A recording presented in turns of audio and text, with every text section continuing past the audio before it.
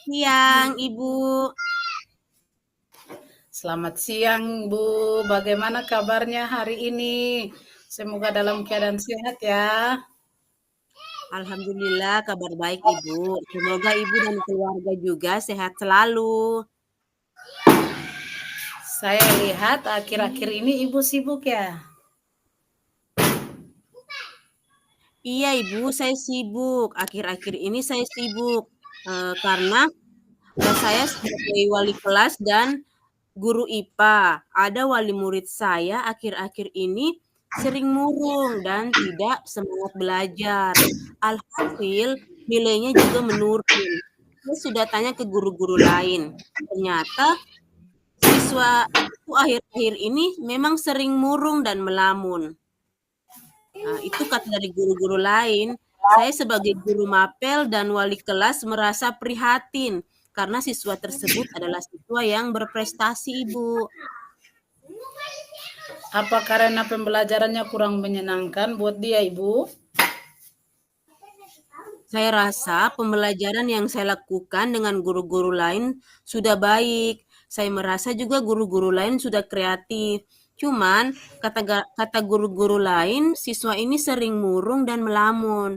Saya jadi merasa apakah yang harus kita lakukan sebagai guru? Apakah saya harus memanggilnya atau seperti apa? Jadi itu yang menjadi kegundahan saya, Ibu, akhir-akhir ini. Jadi saya agak kepikiran juga dengan siswa saya. Apa yang sudah Ibu lakukan terhadap siswa tersebut? Yang saya belum melakukan apa-apa sih, Bu, karena saya cuma mendengar dari guru-guru lain dan saya juga melihatnya dengan sendiri. Dan saya juga tahu dari siswa-siswa saya yang lain, kalau siswa ini memang lagi tidak semangat belajar, terus sering murung sehingga nilainya berkurang. Eee, saya mau ini, Ibu, saya mau mencari sebenarnya akar permasalahannya di mana ya sehingga siswa saya nih menjadi seperti itu. Apakah dia ada pikiran atau dari faktor keluarga. Makanya saya ingin mencari akar permasalahannya, Bu. Apa yang menjadikan Ibu mengalami kesulitan untuk mencari seperti tadi Ibu bilang akar permasalahannya itu adakah kesulitan begitu? Saya merasa agak kesulitan karena siswa tersebut adalah siswa yang eee, tertutup, dia tidak mau bercerita, sehingga saya susah mencari solusinya. Kenapa siswa itu sering murung? Siswa itu adalah siswa yang jarang berbicara dengan rekan temannya di kelas. Jadi saya mau mencari tahu, memanggil, cuma siswa itu tertutup. Kadang saya mau memanggil untuk berbicara, saya panggil tapi dia iya-iya saja. Makanya saya merasa kira-kira akar permasalahannya apa ya yang ingin saya pecahkan supaya murid saya ini bisa aktif lagi belajar sehingga prestasinya bisa meningkat. Oke, lantas bagaimana Ibu menghadapi situasi seperti itu? Jujur sih saya masih bingung, Ibu, bagaimana ya caranya, cuman eee, solusi yang ingin saya lakukan itu mungkin saya ke rumah orang tuanya ya, Bu. Oke, kira-kira yang akan Ibu lakukan untuk murid tersebut, apa Yang ya terhadap murid tersebut? yang ingin saya lakukan, mungkin saya pertama ke rumah orang tuanya dulu. Eee, saya mendatangi rumah murid tersebut, terus saya mencari tahu mengapa murid tersebut eee, sering murung dan prestasinya menurun di dalam kelas. Saya juga akan menjalin kerjasama dengan rekan guru yang lain, teman-teman di kelasnya, dan orang tua untuk membangkitkan semangat siswa tersebut.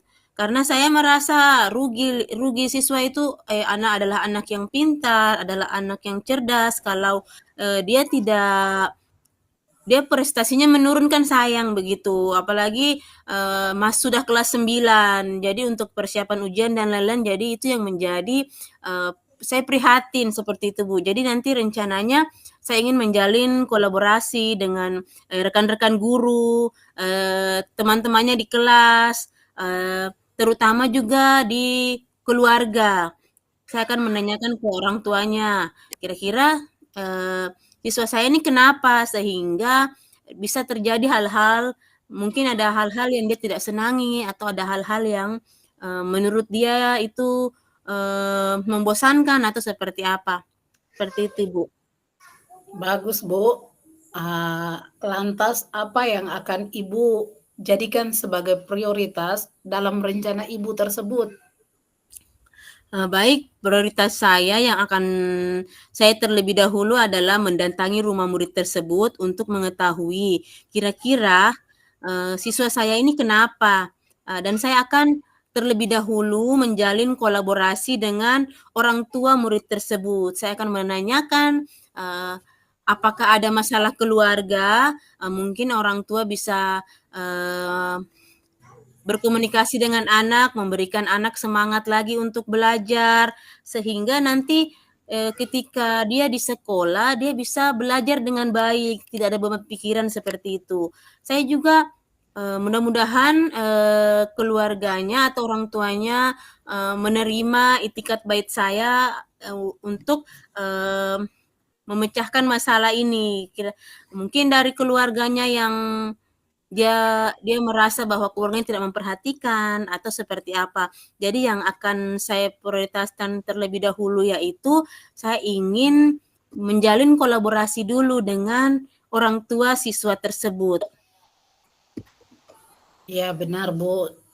Kita sebagai guru itu harus menciptakan suatu kolaborasi dengan orang tua, apalagi terkait kasus yang Ibu hadapi, siswa mengalami penurunan.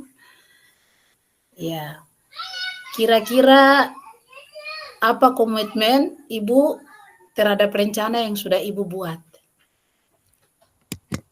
Saya berkomitmen, untuk bekerja keras, saya berkomitmen dan ingin bekerja keras untuk, selalu bisa mengubah siswa tersebut menjadi, siswa yang rajin, siswa yang berprestasi, siswa yang aktif dalam kelas.